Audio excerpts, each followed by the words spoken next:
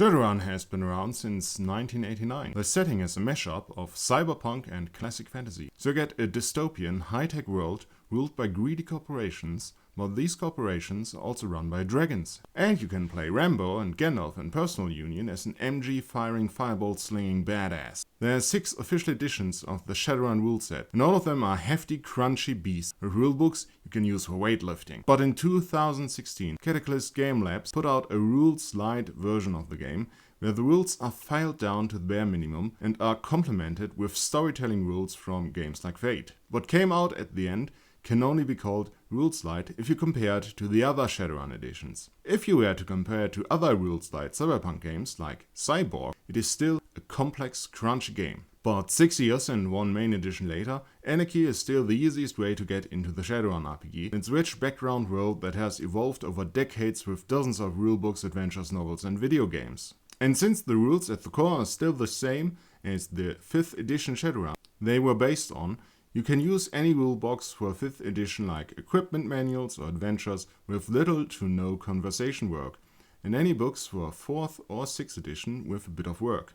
That means that there are tons of material to use in your Anarchy game out there. So, what are the core rules of Anarchy?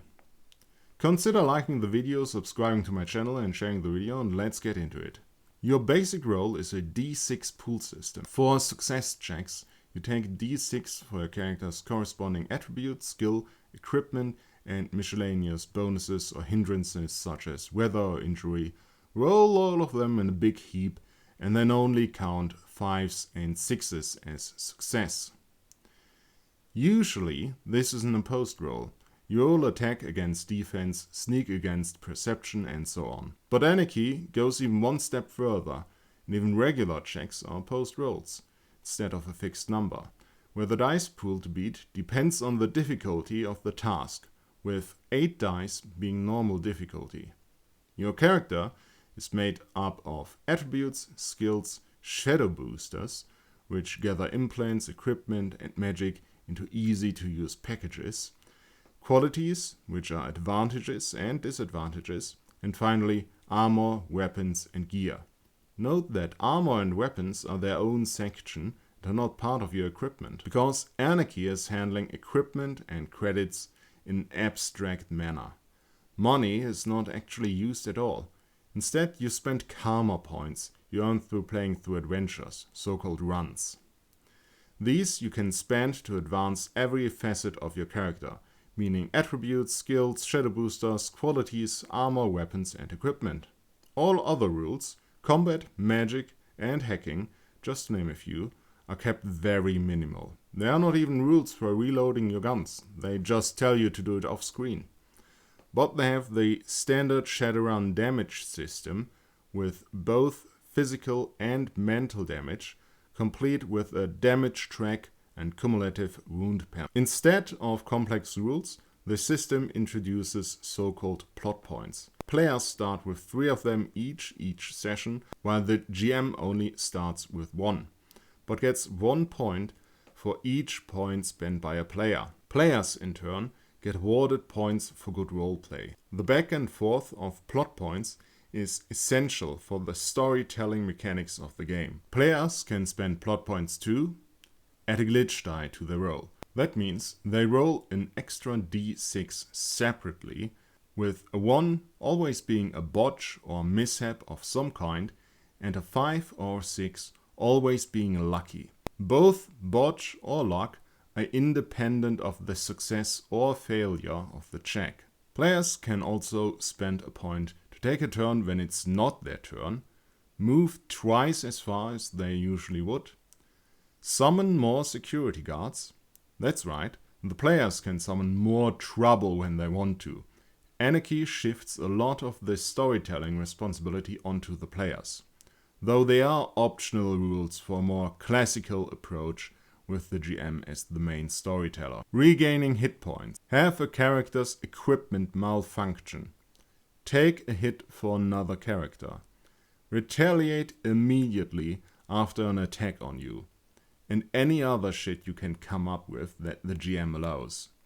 These points are meant to influence the narrative in ways that are not covered in the rest of the rules. For example, you could spend a plot point to lay down cover fire and have the NPCs hunker down for a round while your team moves into a better position. The GM, in turn, can spend points on anything he likes, with 2 caveats. The only way to directly influence a PC is to add a glitch die to their roll. Other than that, they can only spend plot points on the NPCs, and only 1 per round. You might already see a problem here, with players having to make their own characters' lives more difficult, with more trouble and equipment malfunctions, and they are expected to spend resources on that. I would personally house rule that if the players want to make their life more difficult, they can earn a plot point for having a malfunction or summoning more trouble, and so on. Or use the optional rules for a more classical game that are included with Anarchy. While I personally love a rules-light system, for my taste they could have included more rules as optional rules. For example, ammunition, reloading, automatic fire and cover. In my mind, they could have used about 12 pages of the 48 pages they used for pre-generated characters for optional rules instead. I guess you could import these rules from Shadowrun 5, but Anarchy is meant as a complete rule set. As I said, they have a lot of pre-generated characters that your players can use to jump right into the game, or the GM can use as an NPC. But because there is a character generation system, the 48 pre-generated characters feel like padding to me. Surely 12 would have been plenty. Anarchy also includes a number of runs to play through, but only in the form of some story prompts and scenes. This is enough for a narrative game that relies on player input, but if you want a more classical run, complete with maps and stats for NPCs, you have to convert a standard Shadowrun adventure or make your own. Also, would have liked to have a few pages with random tables to roll up your own story prompts and adventure ideas, like they have in Cyborg. So, everything considered, is Anarchy any good? If you're looking for an easier way to play Shadowrun, Anarchy is still the best official rule set out there. While not as light and fast as other systems, it is compatible with other Shadowrun rules and easy enough to modify to suit your needs. If you are just looking for a rules-light cyberpunk game in general, I would instead suggest having a look at Cyborg for a very punk game, or Hack the Planet if you like heists but hate the 4 hours of planning, or Death in Space if you like cyberpunk but also space travel. That's it for today. Thanks for watching. See you next week.